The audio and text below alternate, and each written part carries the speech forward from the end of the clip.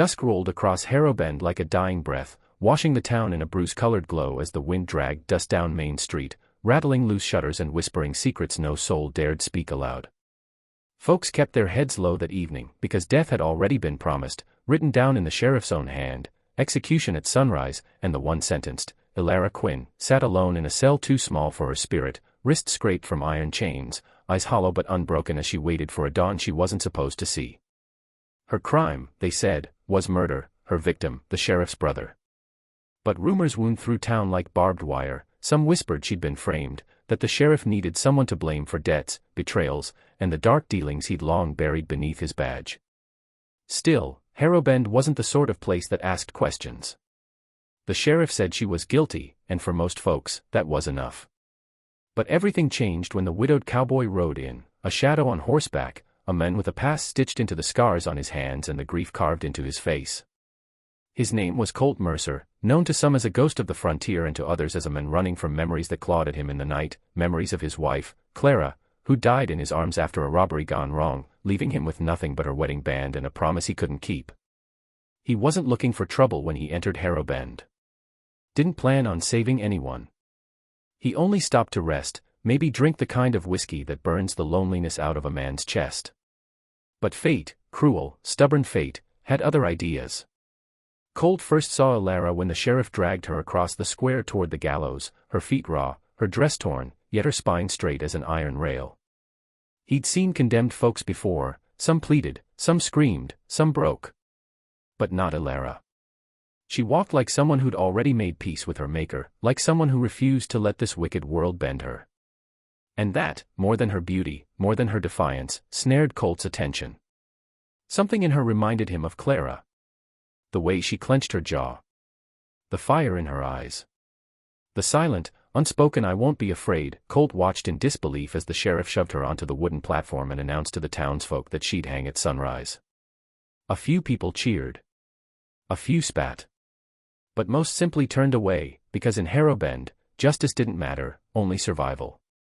Colt felt his blood heat, a slow simmer rising into a boil as he studied the sheriff, a man puffed up with power, his smile wide and rotten, his hand lingering too long on the rope as if savoring the authority to decide who lived and who died. Colt spent that night walking the length of town, watching the lights fade from windows one by one, listening to coyotes cry from the hills. He told himself it wasn't his business. He told himself he'd ride out before dawn. But each time he thought of Elara's eyes, steady as a loaded gun, something in him twisted. When the moon hung high and silence settled into the bones of the street, Colt found himself standing outside the jailhouse door, staring through the bars at the woman doomed by morning. She met his gaze, her voice soft as dust when she finally spoke. "You here to mock me, cowboy?" Colt shook his head. "No, ma'am. Just passing through." She gave a small, humorless smile. "Then pass through. Nothing here worth lingering for." But he didn't move. Instead, he asked the question that had been gnawing at him since he'd arrived. "Did you do it?" Elara didn't look away, not even for a heartbeat. "No. But that don't matter, does it?" Colt felt the weight of the truth settle between them like a casket. He asked more, who accused her, why she'd been alone with the sheriff's brother, why no one stood up for her, and every answer made the sheriff look more serpent than man. Colt stayed until she fell asleep, her head resting against cold stone, and when he walked away, he realized something in him had shifted. He couldn't let Harrow Bend swallow another innocent soul. Not again. Not like Clara. At first light, the town gathered around the gallows, breath thick in the morning chill. The sheriff strutted across the platform, pride radiating off him like heat from a forge. Elara was brought out, her ankles dragging, but her chin lifted in defiance. The rope dangled above her like a hungry vulture. The sheriff cleared his throat to begin the execution rites, but he was cut off by the sound of boots. Heavy, determined boots. Colt stepped out of the crowd, shoulders squared, eyes sharp as cut glass. The sheriff sneered.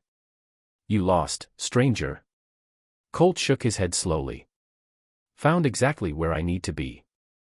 The crowd whispered as Colt strode up to the platform, stopping just feet from Elara. And then, with a voice that cracked the morning like thunder, he said, "Sheriff, if a life must be taken today, I'll take her place." Gasps tore through the air. Even the sheriff stepped back in confusion. "What kind of fool are you?" he barked. Colt didn't blink. "The kind who won't let an innocent woman hang." Ilara's breath hitched, not in fear, but in disbelief, as Colt stepped closer, his voice low but unwavering. "You don't deserve to die," he murmured. "Not today. Not for him." The sheriff laughed, a harsh, brittle sound. "You think you can barter with justice?" Colt locked eyes with him, the fire of a broken man ready to burn the world. "No. I'm demanding it." And in that moment, the entire town felt the shift, the sudden, dangerous spark lighting the fuse of a battle that would change Harrow Bend forever. Because the sheriff had made his choice. Colt had made his. And fate, watching from the shadows, prepared to collect its due. Chaos rippled through the square like a shockwave the moment Colt Mercer offered his life for Ilara's, the crowd stumbling back as whispers rose into frenzied murmurs and the sheriff's expression contorted from amusement into something far more venomous. The sheriff wasn't used to challenges, certainly not from strangers built like granite, with voices forged from grief and resolve. "You think you can waltz into my town," the sheriff snarled, stepping forward until his chest nearly collided with Colt's, "and make a mockery of my judgment? My law." Colt didn't flinch, he stood so still he seemed carved from the earth itself. "A law built on lies ain't a law at all." The sheriff's hand twitched toward his revolver, but the murmurs from the crowd grew sharper, doubt spreading like wildfire. Folks shifted uneasily, a few muttered that maybe the sheriff was rushing things, maybe the stranger had a point, maybe the truth wasn't as clean-cut as they'd been told.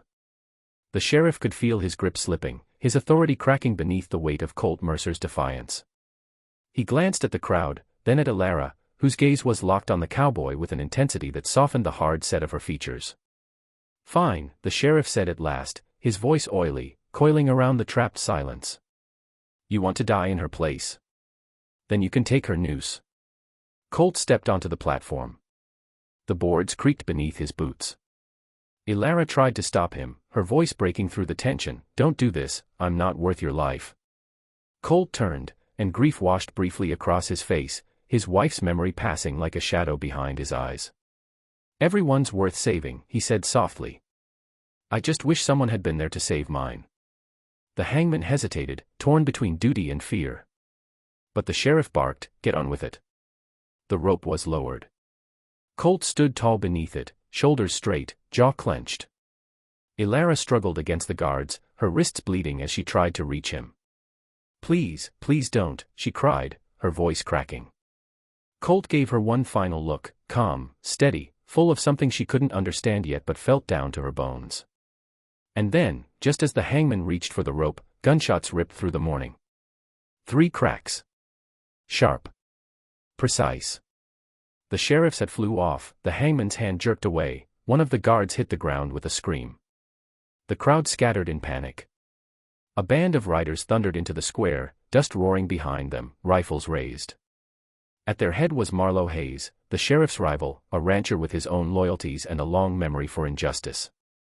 "This hanging is done," Marlowe bellowed. "Sheriff Corbin, you've gone too far." The sheriff went pale, his authority challenged from 2 sides now. "This is my town," he shouted back. "Not anymore." Marlowe barked. Gunfire erupted, shouts, screams, splintered wood. Colt sprang into motion, tackling Ilara from the platform just as the rope swung wildly. Bullets whistled overhead. He grabbed her hand, pulling her toward the alley. "Can you run?" he asked. She nodded, stunned, adrenaline reeling through her veins. They sprinted behind the general store, dodging crates and debris as chaos erupted behind them. Ilara stumbled, and Colt caught her, his grip steady. "Why would you do that?" she panted. Colt didn't look back. "Because I've buried enough innocent people to last a lifetime." They ducked into the stables where Colt's horse waited, stamping nervously. He helped Ilara mount, then swung up behind her. "Hold on," he said, and she wrapped her arms around him, heartbeat trembling against his back.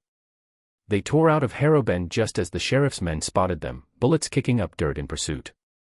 Colt steered them toward the canyon, weaving through the scrubland at breakneck speed. Wind tore through their clothes, gunfire echoed behind them, Ilara clung to him like the edge of life itself. When they finally reached a narrow pass too rugged for horses, Colt dismounted and helped Ilara down, both of them panting, adrenaline still clawing through their chests. "We'll hide out here," Colt said, leading her into a small cave carved into the canyon wall. The silence inside was overwhelming after the chaos they'd fled. Ilara sank to the ground, hands shaking. "You gave up your life for me," she whispered. Colt sat across from her, shadows flickering across his face. "I couldn't watch them kill you." "But why me?" she asked, voice small, raw. Colt swallowed hard. "Because I couldn't save Clara." Ilara's breath stilled. Colt continued, voice thickening. "My wife. She died because I hesitated. I told myself it wasn't my fight." He looked up, eyes burning. "I don't hesitate anymore." Ilara felt something shift inside her, something deep, fragile, dangerous. "I'm sorry," she murmured. "For her. For everything." Colt nodded, then straightened. "We need to clear your name. The sheriff's hiding something." Ilara wiped her eyes. "He is. His brother didn't die in a robbery like they claimed. He overdosed on laudanum, supplied by the sheriff's own smugglers. I found out. That's why he framed me." Colt felt anger coil deep in his chest. "Then we expose him. He'll kill us both," she warned. "Then we make sure he doesn't," Colt replied. For hours they talked, piecing together the truth, forging a plan, learning each other's wounds. And in the quiet between words, something unspoken grew, hope, perhaps, or the beginnings of trust. By nightfall, they returned to Harrow Bend like ghosts with unfinished business. Marlowe's men had driven the sheriff's forces back, and the town simmered in uneasy calm. Colt and Ilara walked straight to the saloon, where the sheriff had holed up, nursing his pride with whiskey. The room fell silent when the pair entered, alive, defiant, unbroken. The sheriff froze, the glass slipping from his hand. "You," he hissed. Colt stepped forward, voice cold as steel. "It ends tonight." Marlowe burst in moments later, documents in hand, ledgers, letters, proof of the sheriff's smuggling and corruption. The crowd erupted. The sheriff reached for his gun, but Colt was faster. A single shot echoed like the closing of a chapter, and the sheriff fell, his power disappearing as quickly as his breath. Harrow Bend exhaled. Justice, real justice, had returned. As dawn broke, Ilara stood beside Colt on the edge of town, the sky stretching wide and gold before them. "You saved me," she said softly. Colt met her eyes. "No. You saved me." She smiled, small, radiant, full of promise. "What now?" Colt lifted his hat, the first hint of warmth touching his expression. "We ride. And maybe, start over." Ilara stepped closer. "Together." Colt didn't answer with words, only with the gentle touch of his hand against hers.